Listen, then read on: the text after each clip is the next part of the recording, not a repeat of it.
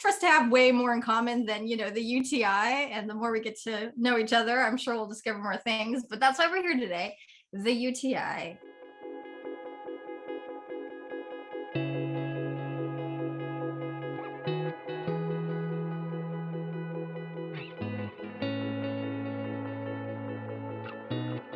Today we're doing a different kind of interview, one with expert patients rather than clinicians.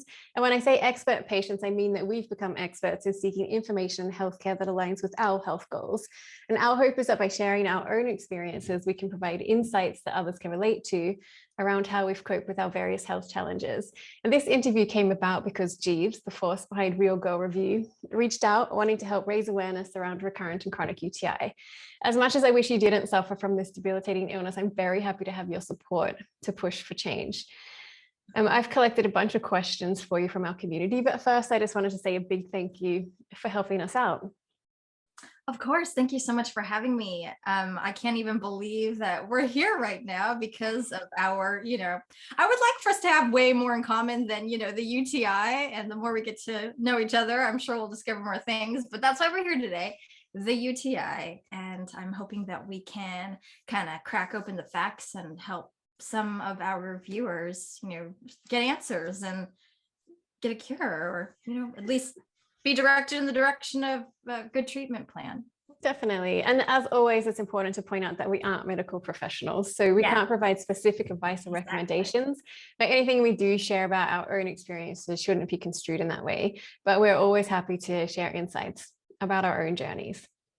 Of course, yes. That's very true. We're just speaking from our experience. If you like something that we said, you can go to a medical professional and ask if that's the right treatment plan for you. But we are not medical professionals, so don't take our word for it. And I was interested to see a lot of people actually sent in questions just about us in general. And you mentioned what we have in common, and it turns out we have quite a bit in common in the fact that our work takes us all over the place, and we've had a lot of experience with chronic illness while traveling. So I thought we could start with questions around that topic. Oh, totally. But first, I would love to know where you were born and raised. Okay. So I'm American. Maybe you could tell by my accent. I was born and raised in Southern California. Mm-hmm. So for those of you who don't know, that's the West Coast of the US. And where a lot of your favorite TV shows growing up in the early, 2000s or whatever, depending on what generation you lived in. So some of you may have watched The Hills or Laguna Beach. That's where I grew up, in Huntington Beach. Yeah, so Surf City, USA. Nice. I've been to California, but mostly San Diego, and I went to LA, but that's pretty much all I've seen so far. Have you ever taken the train from LA to San Diego? Actually, yeah, that's how I got there. Isn't it gorgeous? It is pretty great. It's very scenic, much more than I expected.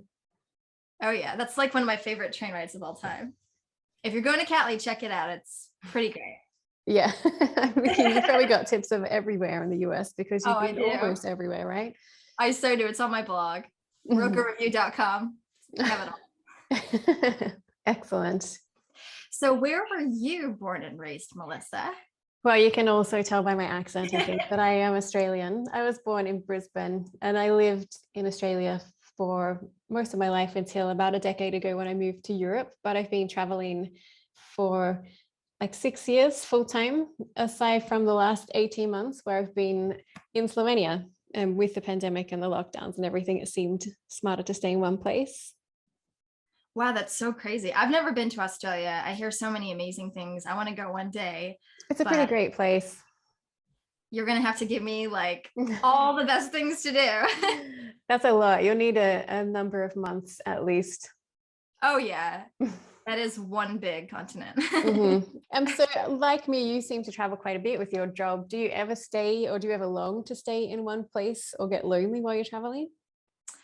Oh, that is a great question. Well, I mostly like to have trips where I'm going from point A to point B to point C, so that I can see all of the great places at once. But sometimes I've had periods where I've stayed in an Airbnb for like a month, 2 months, 3 months or more, mostly during COVID when I've tried to combine taking trips with also being safe and, staying in one location, much like, you being in Slovenia.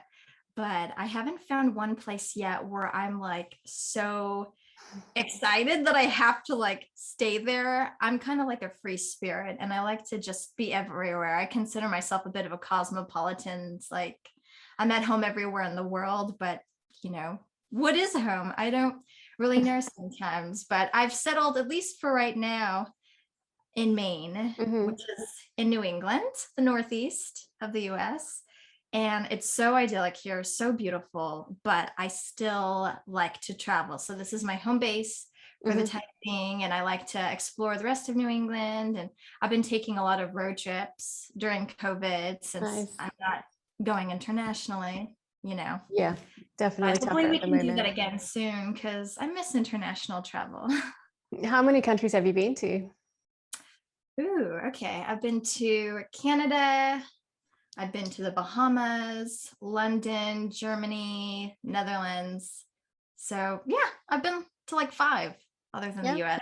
Yeah, how about you? How many countries have you been to? Oh, like more than that. Oh, I'm sure. Because I spent such a long time traveling constantly, I actually started using an app to track how many countries I've been to, and it's up to just over 50 at the moment, which My is goodness. quite a lot, but there's always so much more to see.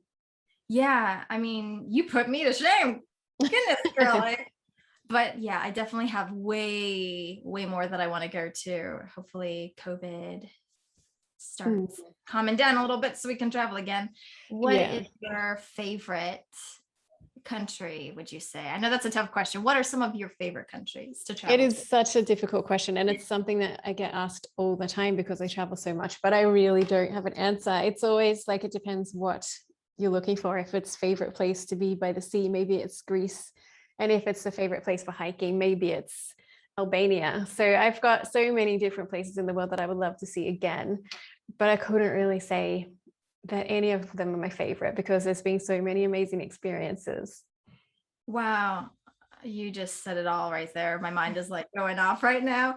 I've been wanting to go to Greece like ever since I was a little girl. It hasn't happened yet. It's on my bucket list. But Hopefully it does. It's quite the place. I really, really love it. what is the place to go in Greece? Oh, that's just another question. There's so many islands to see, and the mainland is also amazing. So I couldn't even tell you where to begin. Just anywhere. Anywhere. Hmm. It's just so beautiful from what I've seen from Pinterest. Yeah, yeah, I'm just like pin, pin, pin, pin, pin, pin, just everything. it's true. You It's should very see. Pinterest worthy. Yeah, you should see my Pinterest. It is like a crazy person. My travel board has like 150 places, and I'm like just getting started. Where do you want to go next? I really want to go to Italy. Have you Hmm. ever been? Yeah, I've been quite a while ago, and then last year just dropped across the border from Slovenia to Trieste for a couple of nights. But I'd like to go spend some more time there. And what did you do there? Sip wine, have pasta? Yeah, this time I think that is all we did, just eat food and then come back. Last time I traveled around quite a bit and had a look at some of the more iconic places, of course, that you have to see at some point. What's your plan? Well, there are so many places, like you said. I'm part Sicilian, so I've always wanted to go to Sicily, explore the history. It's, Hmm. the water, that whole area is just like so gorgeous. But I also want to, of course, explore the history in Rome Hmm. and, go to Florence maybe. My main goal is to eat as much as I can and drink as much wine as is offered to me at all of these lovely vineyards and I think those are Italian two stuff. very achievable things in Italy. So, Oh yeah, yeah, they're like manja manja. It's like family. You come, you drink, you eat. That's like what you basically. do. Sicily would be great, though. I've always wanted to check that out too, but I haven't made it yet. Well, maybe we can do it together sometime. Yeah, let me know when you're here. Yeah, let's do it. So have you been to a place where, other than Slovenia, of course, and you can Hmm. tell us more about that. That's exciting.